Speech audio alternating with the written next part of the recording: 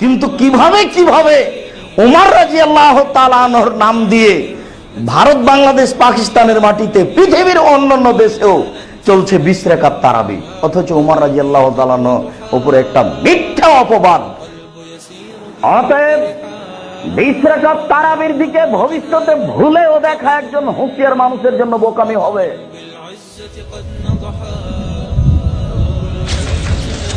These are dark times.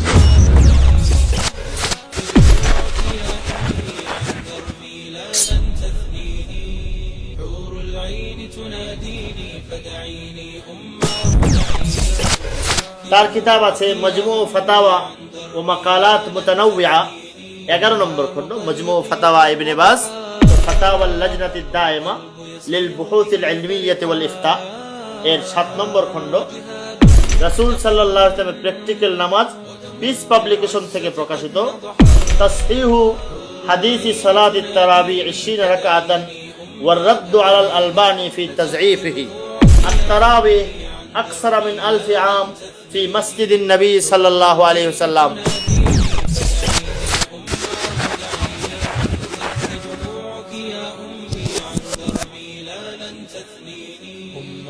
طريقي قد وضحى والقلب يسير به فرحا। আমার সামনে আছে আরবের বিখ্যাত আলেম, যাকে আমাদের ওই ভাইরা বড় সম্মান করেন, তার জ্ঞান গবেষণাকে মূল্যায়ন করেন, শেখ আব্দুল আজিজ ইবনে আব্দুল্লাহ ইবনে আব্দুর রহমান ইবনে বাজ, যাকে ইবনু বাজ বা বিন বাজ বলে বিখ্যাত। তার কিতাব আছে মজমু ফাতাওয়া ও মাকালাত মুতানাওয়িআ, 11 নম্বর খণ্ড, মজমু ফাতাওয়া ইবনে বাজ 11 নম্বর খণ্ড। এই কিতাবে তাকে জিজ্ঞেস করা হয়েছিল তারাবি সম্পর্কে এবং জিজ্ঞেস করা হয়েছিল যে 20 রাকাত তারাবি যখন হয় তখন যে কেউ কেউ আছে 8 রাকাত পড়ে চলে যায়। তাকে জিজ্ঞেস করে তিনি বলেছেন, না, ইমামের সাথে থাকবে, ইমাম যখন শেষ করে তখন শেষ করে যাবে, কারণ হাদিস শরীফে আছে মান কামা মাআল ইমাম হাত্তা ইয়ানসারিফা কাতাবাল্লাহু লাহু কিয়াম লাইলাতিন, ইমামের সাথে শেষ পর্যন্ত থাকতে হবে।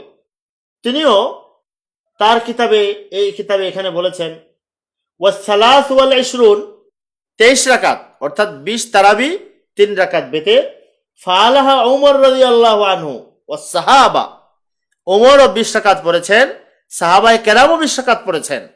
ইবনে বাজ বলছেন ফালাইসা ফিহা নাকসুন, এতে কোনো ত্রুটি কমতি নেই, ওয়ালাইসা ফিহা ইখলাল বাল হিয়া মিনাস সুনানিল খুলাফায়ে রাশিদিন, এতে কোনো কমতি নাই, এটাতে কোনো ত্রুটি নাই, বরং এটা সুন্নতে খুলাফায়ে রাশিদিন।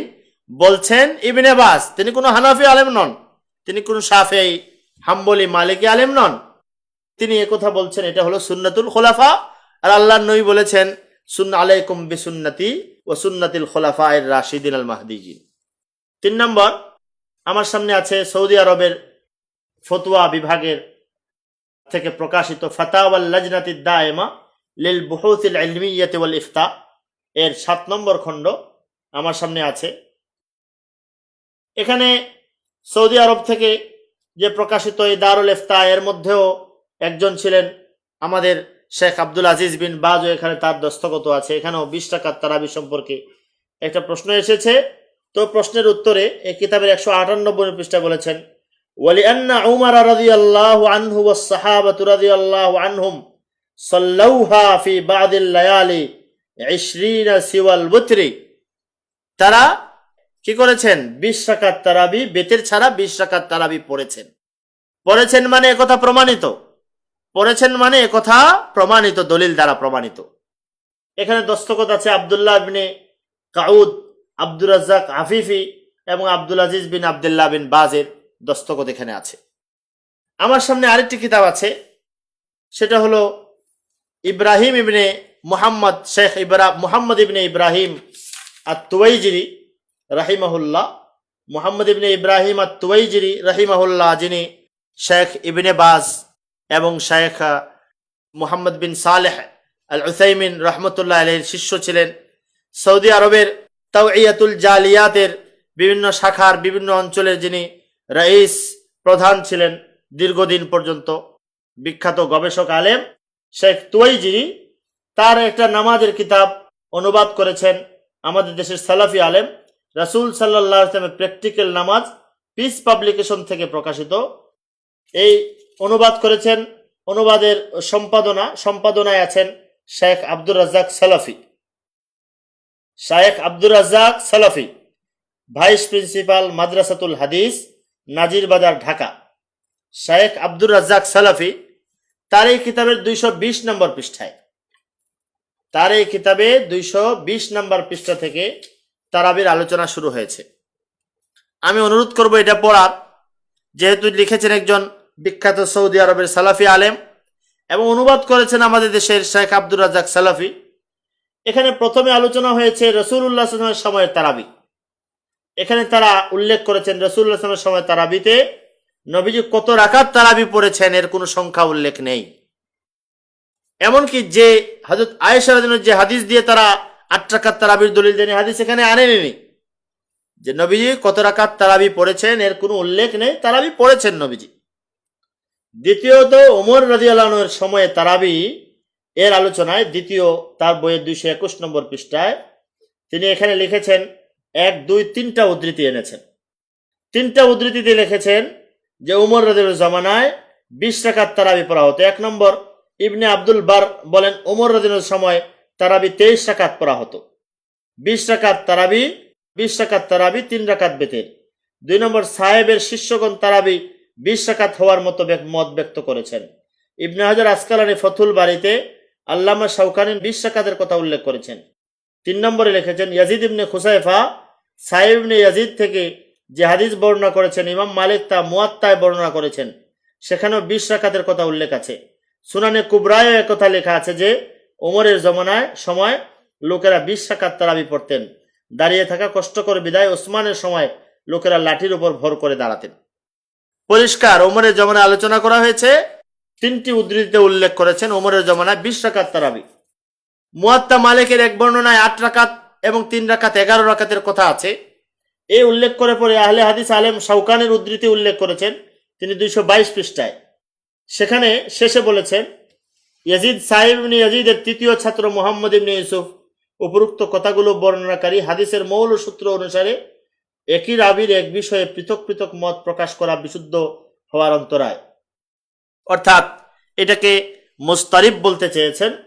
তারপর বলেন সুতরাং 20 রাকাতের অভিন্ন মত গ্রহণ করাই যুক্তিসঙ্গত। সুতরাং 20 রাকাতের অভিন্ন মত গ্রহণ করাই যুক্তিসঙ্গত। এরপরে আরো বিস্তারিত আলোচনা করেছেন গেল। সবশেষে এই পৃষ্ঠার শেষে লিখেছেন 3 নম্বরে সাহাবা তাবেঈনের যুগে তারাবি। প্রথমে রাসূলুল্লাহর যুগের তারাবির সংখ্যা নেই, দ্বিতীয় ওমরের যুগের তারাবির আলোচনার শেষে বলেছেন 20 রাকাতের অভিন্ন মত গ্রহণ করাই যুক্তিসঙ্গত। এরপরে 3 নম্বরে বলেছেন সাহাবা ও তাবেঈনের যুগের তারাবি। এখানে লিখেছেন দ্বিতীয় খলিফা ওমরের যুগে তারাবি সালাত 20 রাকাত আদায়ের যে প্রচলন আরম্ভ হয়, পরবর্তী সময়ে সাহাবী ও তাবেঈগণ তা বলবৎ রাখেন। অনেক সাহাবা ও তাবেঈন 20 রাকাতের বর্ণনা করেছেন।